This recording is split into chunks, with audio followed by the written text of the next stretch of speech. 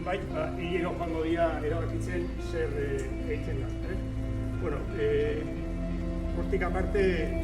esan, jarraipena nahi diren bate honek eskase dio, eta orduan Pentsionista Martxan taldeak hitz egin dugu guraso elkarteakin, beraiek ere sensibilitatea badutelako gai honekin eta gertu bizidulako, eta ari gea baita ere auzo elkarte batekin, eta seguruenik baita ere